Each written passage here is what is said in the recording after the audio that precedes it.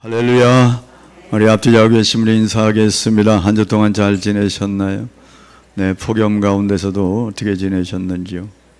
네, 다시 뵙게 돼서 반갑습니다. 감사합니다. 우리가 하나님께 더 가까이 나아가자는 귀한 주제를 가지고 올 한 해 계속해서 6가지 주제를 반복하고 있습니다. 예배와 섬김, 말씀과 기도, 또 증거하며 교제하자. 그걸 통해서 우리가 하나님께 더 가까이 나아가는 길을 계속 걸어가고 있습니다. 오늘은 기도에 대한 말씀을 드릴 차례입니다. 그래서 기도하는 가운데 기도의 사람 다니엘을 살피려고 합니다. 다니엘은 기도의 사람으로 하나님 앞에 날마다 더 가까이 갔고 하나님 주시는 큰 복을 누렸습니다. 감사한 것은 달이 더할수록 월사 기도회에 더 많은 사람들이 올라오고 있는 것에 대해서 정말 감사를 드립니다. 다음 달에는 또 새로운 사람이 나타나기를 간절히 기대해 봅니다. 다니엘은 우리가 잘 아는 대로 포로 민족 중에 한 사람이었는데 포로 민족이었으면서도 그 나라에 아주 중요한 위치 총리에 앉게 되었습니다. 세상적으로 큰 복을 받았죠. 세상적인 복뿐만 아니라 영적인 복도 큰 복을 받았습니다. 근데 보통 세상적인 출세가 세상적인 부가 신앙적인 퇴보를 가져오는 사람들이 굉장히 많다는 것입니다. 그렇지 않을 때는 예수를 잘 믿은 것 같고 교회를 열심히 출석한 것 같은데 세상에 뭔가 잘 되는 그것 때문에 신앙의 퇴보를 가져온다면 얼마나 안타까운 일이겠습니까? 마치 성공에 중독되어서 영적인 복을 놓쳐버리는 그런 안타까운 일들이죠. 그런 일들이 우리 주변에서 왕왕 보게 되는 거죠. 그런데 다니엘은 그렇지 않았습니다. 포로였으면서도 그가 하나님 앞에 쓰임받아 세상의 총리로 쓰임받는 그것에 결코 자만하지 않았고요. 그럼에도 불구하고 하나님과 끊임없는 교제를 이어가고 있다는 겁니다. 탁월한 신앙의 사람이고 풍성한 기도의 사람임을 우리 성경을 통해서 알 수 있습니다. 이렇게 다니엘이 신앙생활이 참 무흠하다 할 정도로 그렇게 잘하고 있었지만 순탄하지만 않았습니다. 전쟁을 하다 보면 가장 잘 싸우는 용사가 화살의 표적이 되듯이 다니엘은 정적들로부터 늘 표적이 되곤 했습니다. 많은 사람들이 그의 성공 가도를 시기했고 그리고 그를 끌어내리려고 했지 않았습니까? 오늘 우리가 읽은 말씀이 그런 내용인데 특별히 10절을 중심으로 해서 세 가지를 우리가 나누어서 생각하려고 합니다. 시련 속에서도 다니엘은 어떻게 승리할 수 있었는가? 저와 여러분이 말씀에 도전을 받고 우리도 기도의 사람이 되어서 신앙의 경주에서 반드시 승리할 수 있게 되기를 바랍니다. 첫 번째로 살필 것은 다니엘은 기도를 가장 중요한 일로 여겼다는 것입니다. 우리가 읽은 이 말씀은 너무나 잘 아는 말씀이죠. 교회 다니지 않는 사람도 마치 무용담처럼 알고 있는 내용일지 모릅니다. 다니엘이 사자굴 속에 던져졌지만 하나님이 사자들의 입을 봉함으로 말미암아 다시 살아났던 이야기, 얼마나 참 흥분되고 얼마나 우리에게 가슴을 부풀게 하는지 모릅니다. 다니엘이 총리로 열심히 일을 할 뿐만 아니라 하나님과 깊은 교제를 갖는 것에 대해서 정적들이 늘 그를 시기하면서 왕에게 왕이여 조서를 하나 내리십시다. 그 뭔가 그랬더니 앞으로 30일 동안 왕에게 왕에게 말고 다른 사람이나 다른 신에게 절하는 사람이나 기도하는 사람이 있거들랑 그를 사자굴에 던져놓기로 하십시다. 그랬더니 왕이 자신이 더 높아지는 줄 알고 고민도 안 하고 그냥 도장을 찍었습니다. 메대 바사의 아주 큰 왕이었는데 이 도장은 누구도 변개할 수 없는 그런 내용이었죠. 그래서 부득이하게 이런 일을 하는 사람은 사자굴에 던져 넣게 되는 것인데 이 내용을 다니엘이 몰랐을 리가 없죠. 다니엘이 총리인데 왜 모르겠습니까? 그래서 우리가 읽은 10절 말씀을 다시 한번 읽어보겠습니다. 다니엘이 이 조서에 왕의 도장이 찍힌 것을 알고도 자기 집에 돌아가서는 윗방에 올라가 예루살렘으로 향한 창문을 열고 전에 하던 대로 하루 3번씩 무릎을 꿇고 기도하며 그의 하나님께 감사하였더라. 아멘. 이 말씀이 다니엘이 어떤 사람인가를 다 나타내는 그런 구절이다, 그렇게 볼 수 있습니다. 여기에서 우리가 읽은 말씀 그 위에 보니까 다니엘이 이 조서에 왕의 도장이 찍힌 것을 알고도, 모르고 그런 것이 아니라 알고도, 이 알고도라고 하는 이 단어는요, 원어에 확실히 알았음에도 불구하고, 그렇게 번역하면 더 좋은 그런 내용입니다. 확실히 알았다는 겁니다. 뭘요? 왕이 도장 찍은 거. 도장 찍은 걸 거역하면 어떻게 된다고요? 사자굴에 던져 넣게 되는 것. 이거 확실히 알았다는 겁니다. 자신들의 정적들이 음모를 꾸미고 마침내 왕이 도장을 찍은 그런 문서를 보낸 것에 대해서 알고 있었다는 겁니다. 여러분, 알고도 어떻게 했다고요? 하루에 3번씩 하나님께 무릎을 꿇고 기도했다는 겁니다. 그 무엇을 말할까요? 알면서도, 죽는다는 것을 알면서도 하루 3번씩 기도했다. 누구에게? 왕에게 아니라 하나님께. 그 말은 다니엘에게 있어서는 자신의 죽음보다 더 중요한 게 기도다. 그걸 보여주는 거 아니겠습니까? 30일 동안만 참았다가 기도해도 될 거 아니겠습니까? 그런데 다니엘은 그저 하는 대로, 죽인다고 하는데도 불구하고 기도의 끈을 놓치지 않는다. 그 말은 나 죽어도 좋다. 나 이 기도만큼은 나 끊을 수 없다. 그렇게 말하는 거 아니겠습니까? 자기에게 주어진 총리라고 하는 직함도, 자신에게 주어진 하나밖에 없는 생명도 기도를 끊을 수 없다는 것을 보여주는 그런 자세이죠. 여러분, 다니엘은 결코 한가한 사람이 아니었습니다.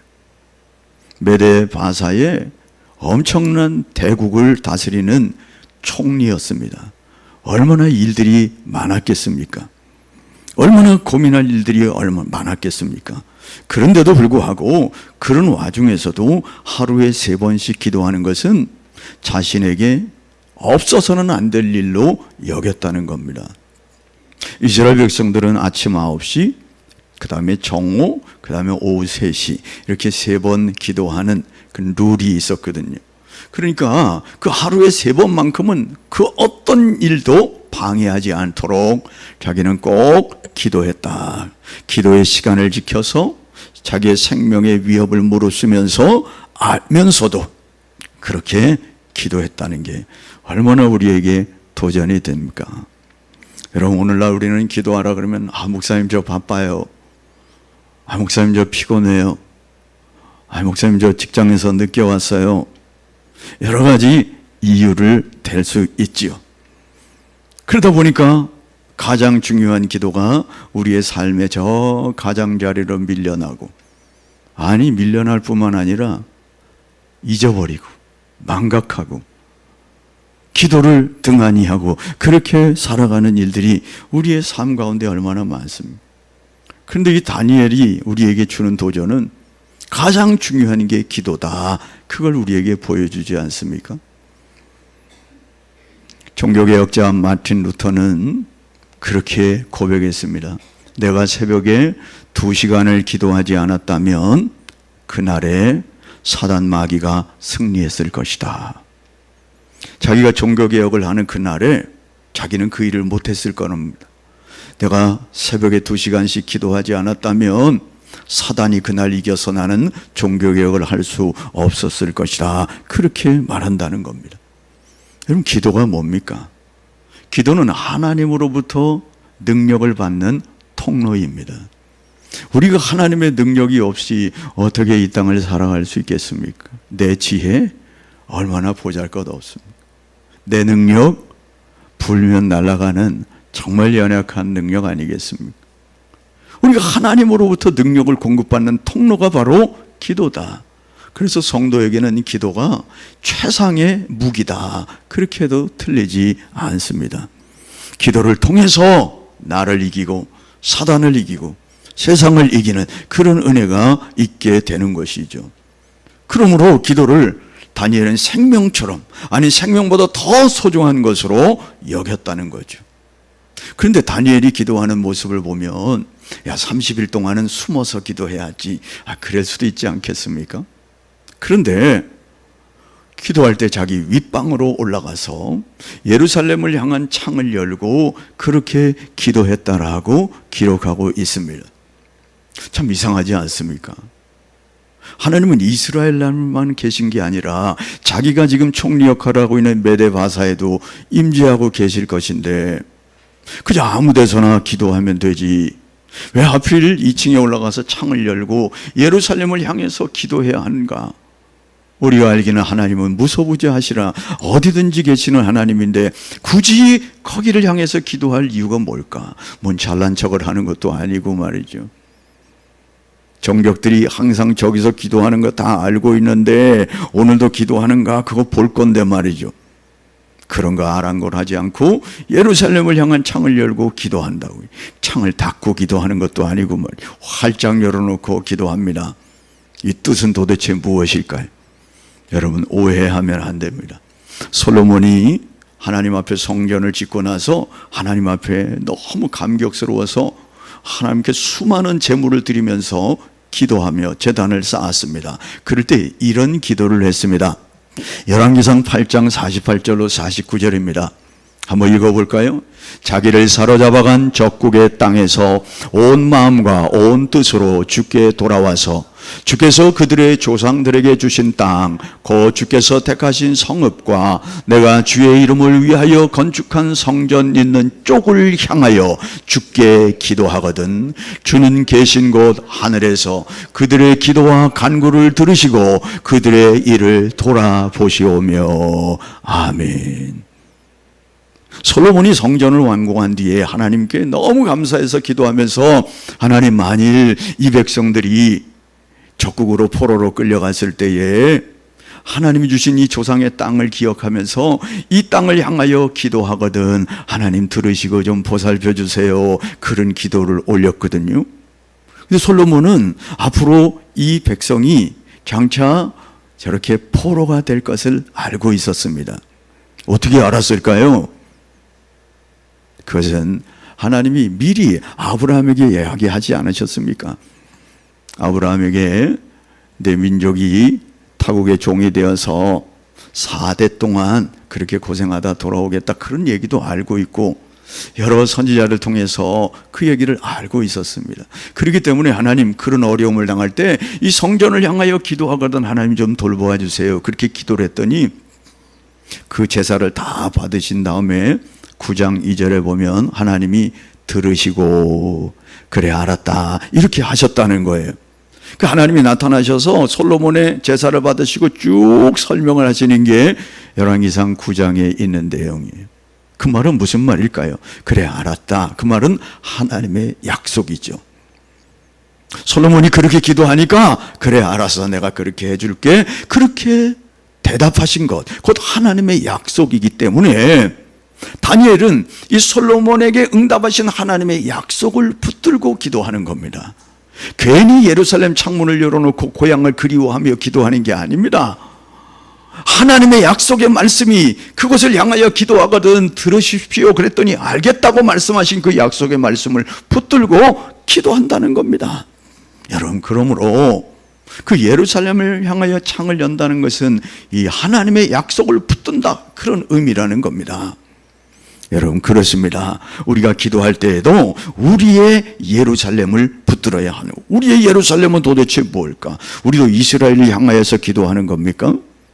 아닙니다. 우리는 그럴 필요 없습니다. 우리가 바라보고 기도할 곳은 다른 데 있습니다. 그게 어딘가요?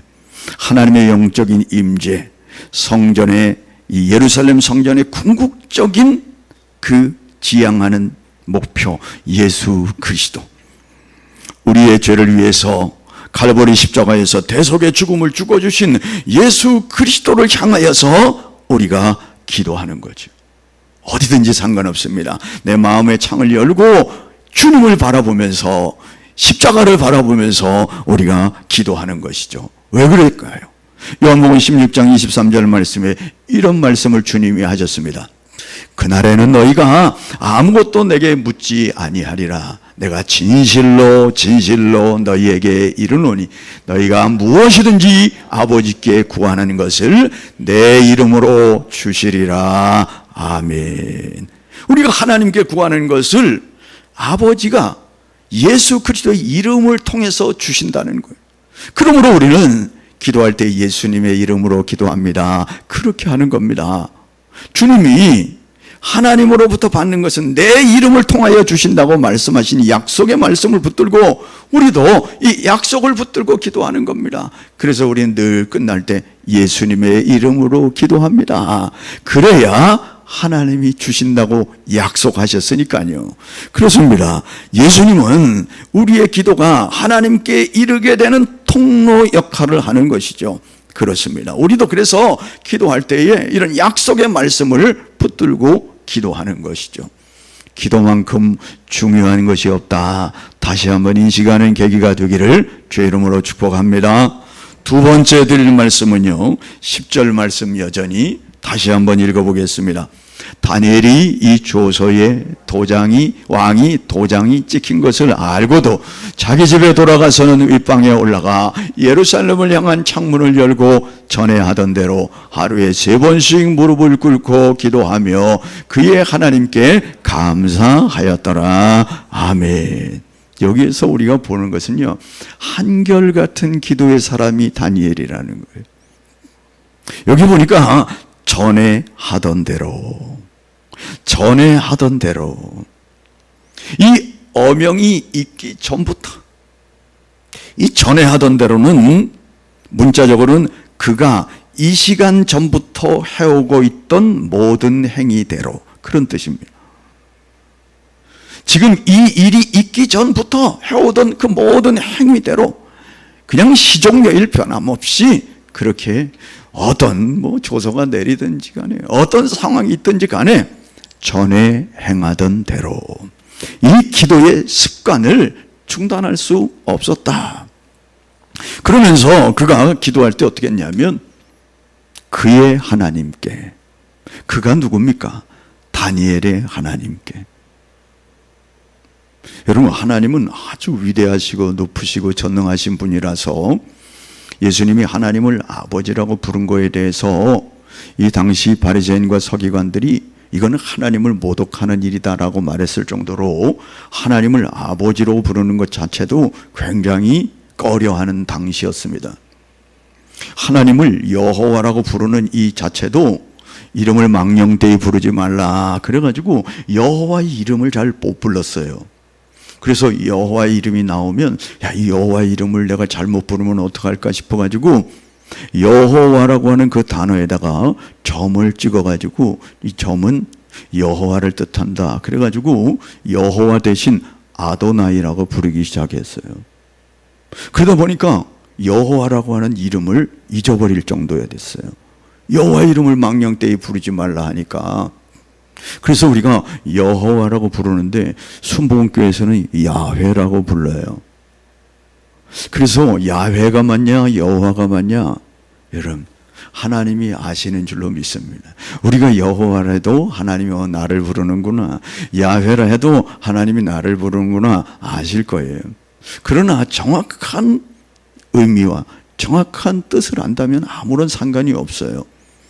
그러니까 이 야훼라고 하는 이름 자체가, 여호와라고 하는 이름 자체가 얼마나 두렵고 떨리는 이름이었는데 다니엘은 뭐라 그러냐면 나의 하나님이라고 그래. 그의 하나님께. 여러분 성경을 왜 읽습니까? 역사를 알려고, 성경의 전체적인 내용을 알려고 좋습니다. 그러나 그런 것도 다 중요하지만 가장 중요한 것은 나를 위하여 읽어야 합니다. 내가 변화받기 위해서 읽어야 합니다. 역사를 아는 것 전체적으로 다 이해하고 다 한번 통독하는 것 중요하지만 그 이후로부터는 성경 한 절을 읽을 때 나에게 주시는 말씀으로 받아야죠. 왜냐하면 아버지의 말씀이니까. 이 다니엘은 하나님을 나의 하나님이라고 여겼다는 거예요. 이건 보통 교제가 있지 않고서는 힘든 일입니다. 세상 사람들이 말하는 어느 날 위급한 일을 만날 때 아이고 아버지, 아이고 하나님, 이런 하나님이 아닙니다. 나의 하나님, 다니엘의 하나님, 하나님과 개인적으로 얼마나 많은 친교를 가지고 있었는가를 보여주는 그 하나님. 하나님 비록 이런 관계가 있어서 나를 죽이려고 하는 음모가 있더라도 하나님은 나의 하나님, 나의 하나님이라고 그렇게 고백하고 있는 것이죠. 그러면서 뭐라고 했다고요? 감사하였더라. 아니 지금 이게 감사할 시간입니까? 정적들이 자신에게 올무를 파놓고 걸리기만 기다리고 당연히 걸릴 수밖에 없는 그런 상황인데 나의 하나님께 감사를 올렸다니. 여러분 이 도대체 무슨 얘기입니까? 하나님의 약속의 말씀은 변하지 않는다는 거예요. 예레미야 선지자를 통해서 나중에 다니엘서를 읽어보면 그 부분에 예레미야 선지자가 70년 만에 이스라엘 백성들이 돌아온다고 하는 그 약속도 다니엘은 알고 있었어요. 그래서 그 약속을 알지만 지금 이런 형편에 있지만 그럼에도 불구하고 하나님은 반드시 이 약속을 이루겠다고 하는 그 약속의 말씀을 붙들고 그럼에도 불구하고 하나님께 감사하며 기도하는 것이죠. 여러분 그렇습니다. 아무리 자기를 죽이려고 하는 그런 상황 속에서도, 자기를 음해하는 그런 상황 속에서도 그럼에도 불구하고 전에 하던 대로 시종일 변함없이, 여러분 이거는 하루아침에 되는 게 아닙니다. 우리가 잘 아는 대로 다니엘이 처음에 바벨론으로 포로로 끌려갔을 때 학자들이 추정하기는 그의 나이가 15살 정도 됐다고 추정합니다. 15살 정도 되었는데 그때 끌려가서 어떻게 합니까? 준수한 아이들을 모아서 장차 인재로 쓰려고 모아놨는데, 그래서 바벨론이 주는 진미를 먹어야 되는데 안 먹겠다 얘기하지 않습니까? 나는 왕의 진미를 먹지 않고 얼마든지 저들보다 더 건강할 수 있습니다 하면서 왕의 주는 진미를 안 먹겠다고 결단했잖아요.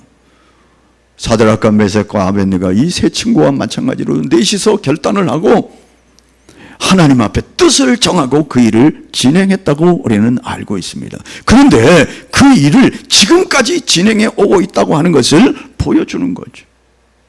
지금 메대 바사에서 그가 총리가 된 나이는 얼마였을까? 학자들은 80세 정도라고 추정합니다. 그러면 15살부터 지금 80세까지 65년 동안 변함없이 하나님의 뜻을 정하고 그렇게 기도하는 한결같은 다니엘의 모습이죠. 저는 이렇게 앉아 있으면 오늘 누가 안 왔는지 대번해야 합니다. 오늘 박영철 집사님이 안 오셨잖아요. 황경택 집사님이 안 오셨잖아요. 원래 저 자리가 김순미 권사님 자리인데 이쪽으로 옮겨졌어요. 어떻게 하냐면 껌딱지가 붙어있는지 항상 그 자리에 앉거든. 그래서 딱 봐도 누가 안 왔구나. 저기 이름표가 있는 것 같아요. 다 여기에 자기 자리를 딱 지키고 있는 이게 뭔가 한결같은 거예요. 여기는 내 자리다. 여긴 내가 있어야 할 자리다. 예? 그렇게 나의 자리를 지키듯이 다니엘이 65년 동안 하나님 앞에 뜻을 정한 것을 결코 변치 않고 시종일하게 지켜가고 있다고 하는 것이죠. 여러분 그렇습니다. 우리가 정치를 보면 말이죠, 참 이상해요. 이 사람은 이 당 사람이었는데 어느 날 이 당으로 옮겨져 있는 사람을 볼 수 있어요. 어느 날 이 당에 있는 사람인데 어느 날 이 당으로 떠나간 사람도 있어요. 왜 그럴까요? 이합 집산이라고 그래요. 예? 자신이 때로는 자신의 신념을 꺾어버리고 이쪽으로, 때로는 이쪽에 있는 그 사상을 꺾어버리고 이쪽으로, 자기의 이득 때문에, 자신의 이해관계 때문에. 여러분, 신앙의 지조는 그렇게 하면 안 됩니다. 왜요? 하나님이 신실하신 분이기 때문에, 하나님이 변하지 않는 분이기 때문에 어떤 상황에도 그 자리를 지키면서 나의 신앙을 지켜가는 것. 여러분, 다른 잎들은 다 변합니다. 계절이 변하면 빛이 바라고 툭툭툭 떨어지는데 상록수는 그렇지 않잖아요.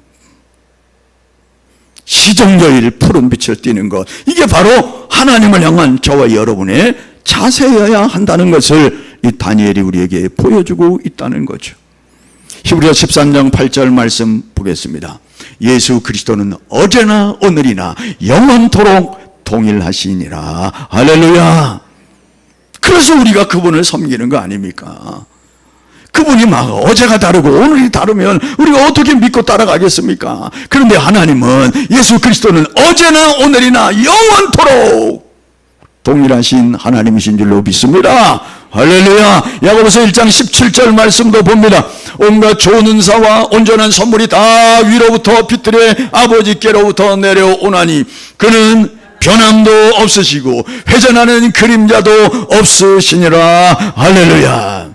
변함이 없는 분이, 그 변함 없는 분의 자녀라면 우리도 변함 없어야 되지 않겠습니까? 세상에 살 때도 그래요. 저 사람 믿을만해, 저 사람은 보증수표야, 그래야 되지 않겠습니까? 믿을만해. 어느 날 휘딱 돌아가고 어느 날 또 금세 마음이 바뀌고. 그건 신앙인의 모습이 아니라는 것이죠. 한결같은 신앙을 견지할 때에 하나님께서 우리에게 더욱더 함께 하시고 복을 주시는 줄로 믿습니다. 에베소 6장 24절 말씀입니다.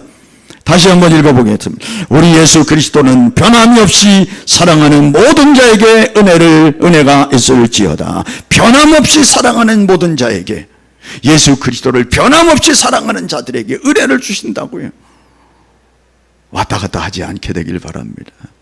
기분 나쁘면 안 나오고, 기분 좋으면 나오고, 뭔 일이 생기면 안 나오고, 뭔 일이 없어야 나오고, 이런 것은 한결같은 것이 아니지 않습니까? 제가 한번 말씀드린 적이 있어요. 어떤 장로님이 출판사를 하는데 이름이 여일사라고요. 출판사 이름이 여일사예요. 변함이 없다, 시종여일 변함이 없다, 그런 출판사 되겠다, 그런 각오를 가지고 여일사라고 그렇게 했어요. 제가 그 장로님은 참 출판사 이름이 좋습니다, 제가 그런 얘기를 한번 했던 적이 있는데, 마지막 세 번째 말씀은요, 죽음도 두려워하지 않았던 다니엘의 모습이었습니다.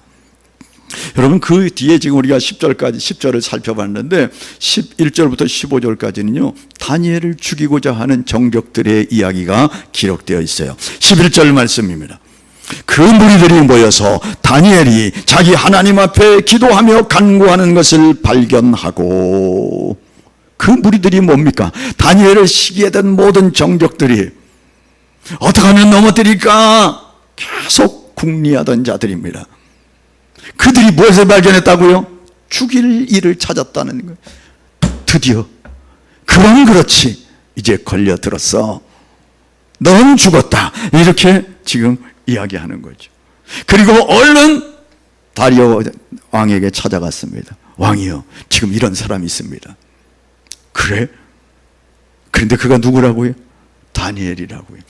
여러분, 왕이 얼마나 총애를 했던지 우리가 읽은 말씀에 보니까 14절에 왕이 이 말을 듣고 그로 말미암아 심히 근심하여 다니엘을 구원하려고 마음을 쓰며 그를 건지려고 힘을 다하다가 해가 질 때에 이르렀더라. 이 왕이 말이죠, 자기가 도장을 찍어놨는데 그게 다니엘을 걸리려고 하는지는 몰랐지요.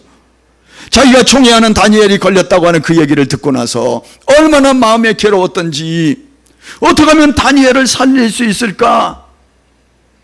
그래가지고 그 이야기를 아마 아침에 받았는가 봐요. 그런데 지금 여기 보니까 해질 때까지 그 답을 주지 못하고 있어요. 그래, 어서 사자굴에 던져 넣어라 그래야 되는데 그 이야기를 못하고 있는 거예요. 그랬더니 말이죠, 그 정적들이 가만히 있지 않았어요. 15절을 보니까 그 무리들이 또 모여왔습니다.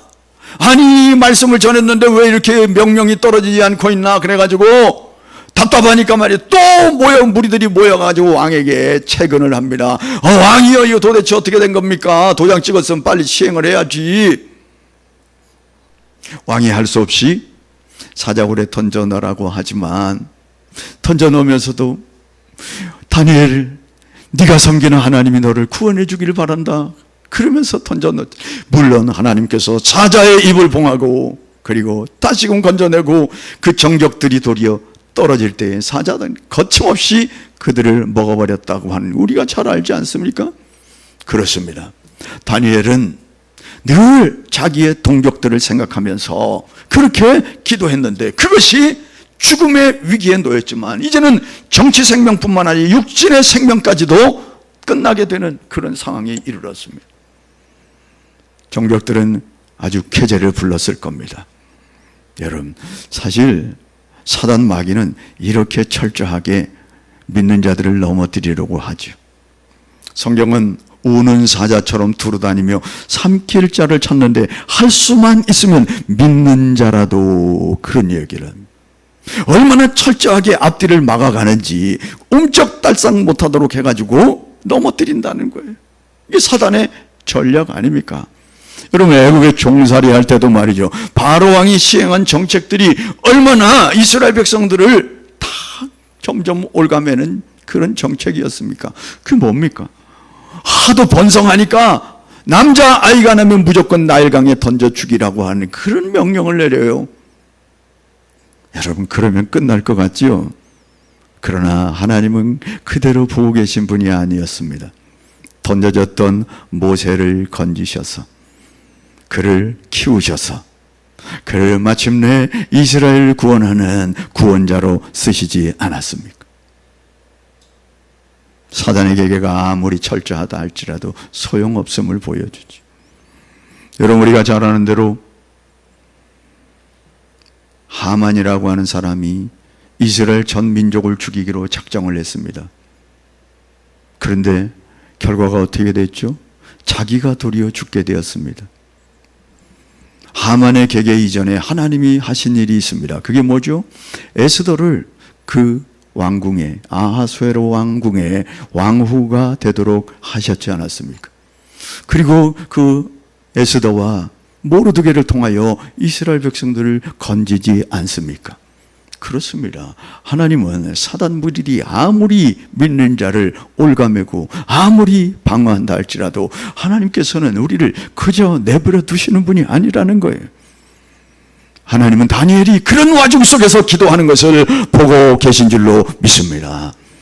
사도 바울의 고백이 이런 거예요. 고린도후서 1장 9절 말씀이에요. 우리는 우리 자신이 사형 선고를 받은 줄 알았으니 이는 우리로 자기를 의지하지 말고 오직 죽은 자를 다시 살리시는 하나님만 의지하게 하려 하심이라. 할렐루야. 자기가 죽을 줄만 알았다는 거예요. 그런데 하나님은 또한 피할 길을 내시면서 하나님만을 의지하고 살라고 하는 그런 의미가 담겨 있었다고 고백하고 있지 않습니까?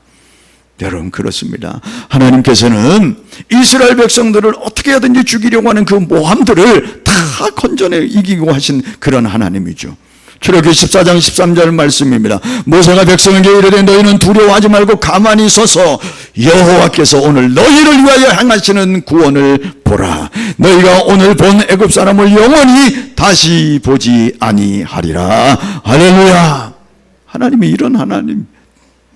그러므로 저와 여러분이 담대하게 얼마든지 기도할 수 있는 것 아니겠습니까? 세상 사람들의 시각에는 성도들이 마지막이라고 생각되는 그 시점에도 미리 예비하신 하나님께서 그 구원의 계획을 따라 궁극적으로 반드시 그의 백성들을 건져내실 줄로 믿습니다. 말씀을 정리하려고 합니다. 기도의 사람 다니엘의 모습을 세 가지로 살폈습니다. 어떤 사람이라고요? 그런 시련 속에서도 승리할 수 있었던 것은 다니엘은 기도를 가장 중요하게 여기는 사람이었다. 저와 여러분의 모습이기를 바랍니다. 다니엘이 어떤 사람이었다고요? 한결같은 사람이었다. 정말 믿을 만한 사람이었어. 상황에 따라 변하는 사람이 아니었습니다. 한결같은 신앙의 사람. 마지막 죽음도 무릅쓰는 그런 신앙인.